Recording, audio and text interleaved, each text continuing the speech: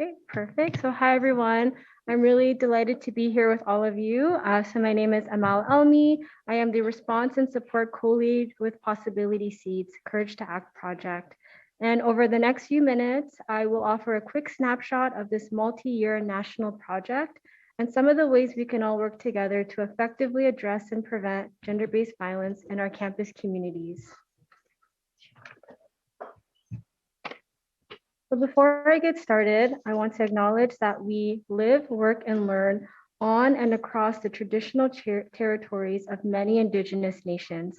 Any conversation about gender-based violence and consent on campuses needs to center this truth, and that gender-based violence is a form of violence caused by colonialism. It continues to be used to this day to marginalize and dispossess Indigenous peoples from their culture, lands, and waters. We take an anti-colonial and inclusive approach to the work we engage with, and we honor this responsibility by actively incorporating into our work the Truth and Reconciliation Commission of Canada, the calls to action, as well as the calls to justice within Reclaiming Power and Place, the final report of the National Inquiry into Missing and Murdered Indigenous Women and Girls. And if you want to learn a little bit more about which territory you live, or the treaties that reside in the communities you live in, you can go to nativeland.ca to learn a little bit more. It's a really great and helpful resource.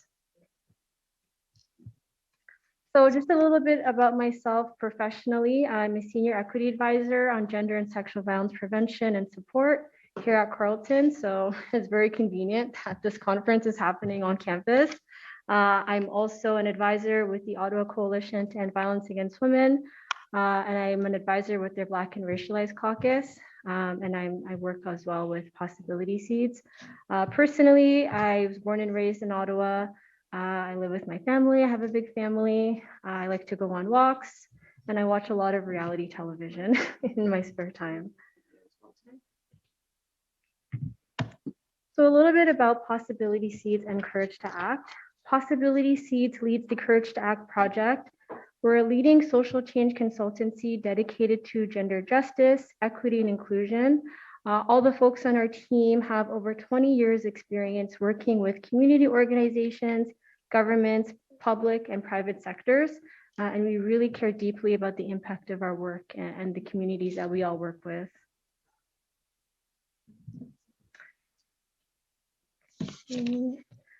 Courage to Act is a multi-year national initiative to address and prevent gender-based violence at post-secondary institutions across Canada. It builds on key recommendations within Possibility Seed's important report, Courage to Act, developing a national framework to address and prevent gender-based violence at post-secondary institutions. This report can be downloaded on the Courage to Act website, and it's available in both English and French. Courage to Act is the first collaborative of its kind, and it brings over 170 gender-based violence experts and advocates across Canada to address gender-based violence on all of our campuses. So a little bit about phase one of the report. Phase one was focused on the development of the National Draft Framework. Our Small But Mighty project team and a dedicated project advisory committee work to have conversations about what's happening on our campuses and what needs to be done. We led over 30 listening and learning sessions, so lots of focus groups, with over 300 students, faculty, staff, administrators, frontline workers, union representatives, legal experts, representing over 60 post-secondary institutions. And we came up with 45 key recommendations to tackle this urgent issue. As of now, in phase two, we have 27 tools available to download through the Courage to Act Knowledge Center. And this is all available on the website, as well as Possibility Seeds website as well. These resources were created by Courage to Act's national network, and all resources offered through the Courage to Act project are publicly available and free to download. We encourage you to share this work widely and to implement them on your campuses as well. These are some of my favorite toolkits and resources. The first is the Comprehensive Guide to Campus Gender-Based Violence Complaints. So this guide is a toolkit, and it's the first of its kind, and takes a look at strategies for procedurally fair trauma-informed processes to reduce harm for all parties. So this would be more so when a formal complaint of gender-based violence or sexual violence is received by a campus or a post-secondary institution. The second is Courage Catalysts, creating consent culture on campus. This is a toolkit that was created by students and for students. It features stories of activism, practical tools they have created about how to address gender-based violence on campus, and how to push back, ask questions, create change, and advocate together. The last tool is supporting the whole campus community. It's a roadmap tool for working with people who have caused harm on our campuses and within our communities. You can view these tools and many more groundbreaking resources on the Courage to Act Knowledge Center.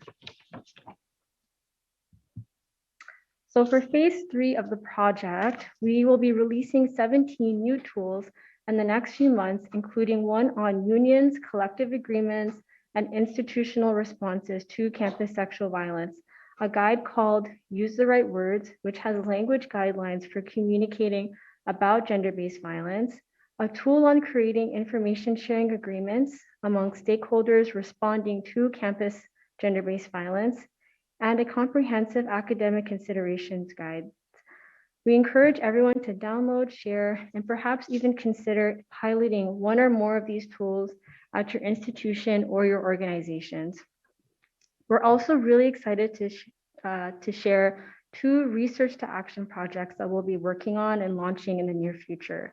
The first is a gender-based violence community risk assessment. This is a tool for frontline gender-based violence workers to assess community risk in a survivor-centered and trauma and violence-informed way. It's a huge need because risk assessments are typically written from a police perspective or they're focused on bomb threats. This community-based tool that we're creating is going to be with experts and will make a huge difference in the work that we're doing. The second research project is focused on sexual harassment and experiential learning. So students face sexual harassment in experiential learning activities, including internships, practicums, field exercises, research, studio performances, and co-op placements. But there is no research on this in North America, and nothing looking at the unique situation that students are in when they are in experiential learning opportunities. And therefore, hardly any tools or resources to address the sexual violence when it occurs in experiential learning or even before it occurs. Our research team will be developing promising practices, legislative amendments, and policy and protocol recommendations. So here is a snapshot of the phase 3 work that we are going to be doing or have done, across Canada in the last 6 months. So the first is the Alberta government issued a directive to post-secondary institutions about their sexual violence policies and named Courage to Act as a key resource to refer to. In Nova Scotia, a partnership with the Antigonish Women's Centre and Sexual Assault Services to use our student organizers toolkit for their Waves of Change bystander intervention program at post-secondary institutions across Nova Scotia. The Quebec government held a consultation with Quebec post-secondary institutions about sexual violence and distributed a resource which included Courage to Act. High School 2. So we're currently advising the hashtag High School 2 movement, which is a collective of students from coast to coast drawing on these resources to challenge high school sexual violence policies. And finally, across Canada, tools are being piloted at universities and colleges across the country. So I know I spoke a lot and quite quickly. I apologize. We'd love for you all to connect with us to learn a little bit more about our work. You can visit us at our website, possibilityseeds.ca. You can also visit couragetoact.ca as well. We're on different social media platforms, Facebook, Twitter, Instagram, and LinkedIn. And if you're interested in piloting a tool at your institution, we'd love to connect with you and support you as best as we can. So thank you all so much.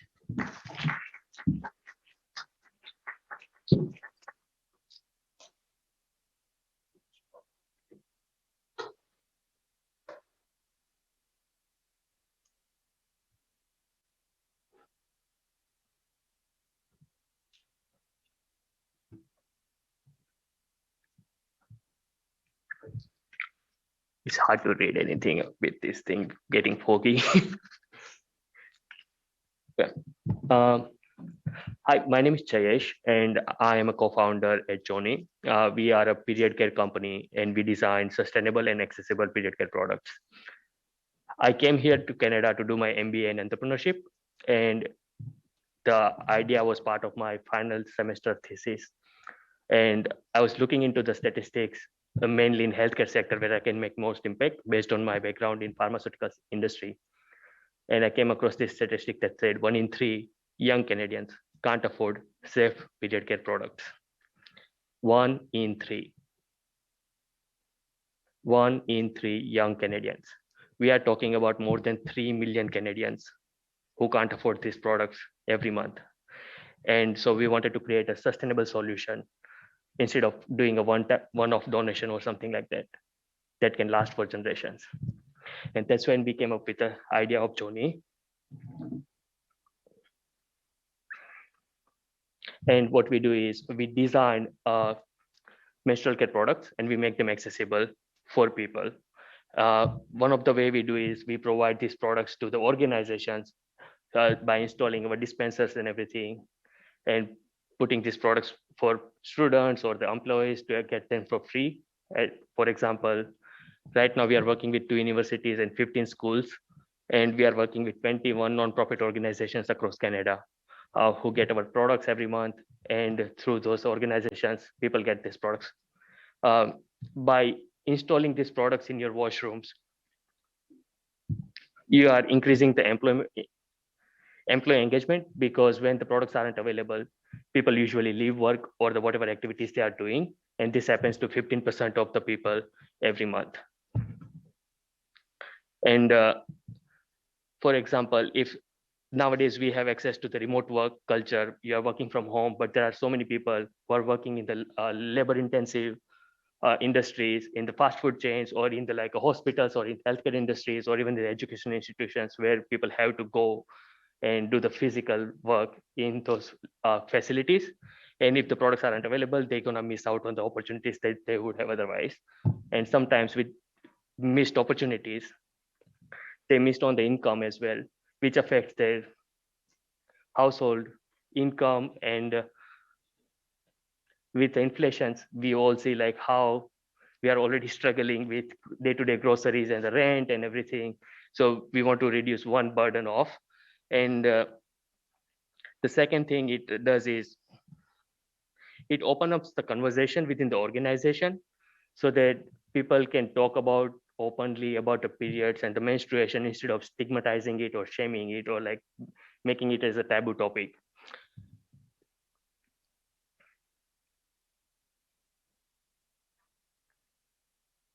Yeah.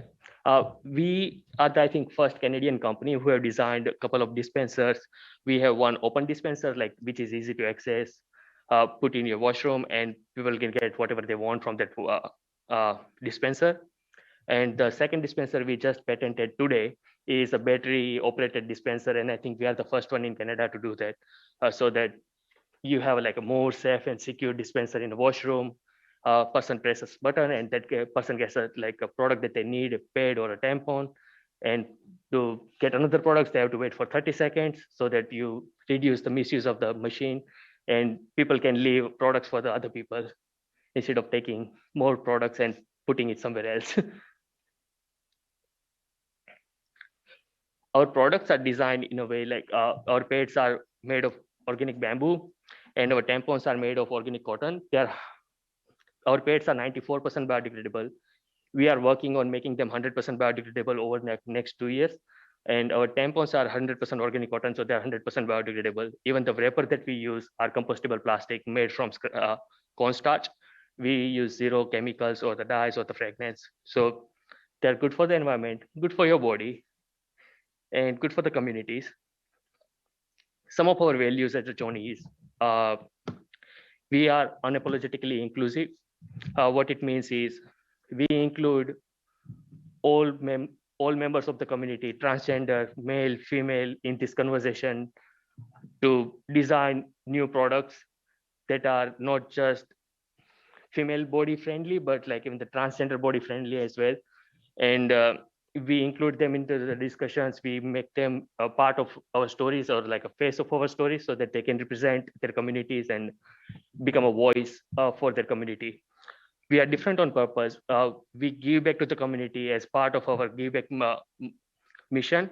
5% of all our revenue goes back into the community in terms of the donation in terms of the products or education events or the research events. We are radically transparent about what goes into our products, how we are innovating products, who are including in the conversations and everything, so that people know exactly what they're buying into and who they are supporting. So as a 5% for period equity promise campaign, within last 2 years, we have donated more than 100,000 pads and tampons across Canada.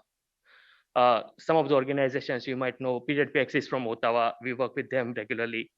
And Moontime Sisters that works with the remote communities in Canada. Period Promise is another organization that works in the East Coast mostly, and the United Way, which works in the overall Canada to do the groundwork and provide these products to people who can't afford otherwise. So the way it works is you buy a product, we make a revenue, 5% of it goes into in terms of the production products to these organizations, and they do the groundwork and they provide these products to people who can't afford otherwise.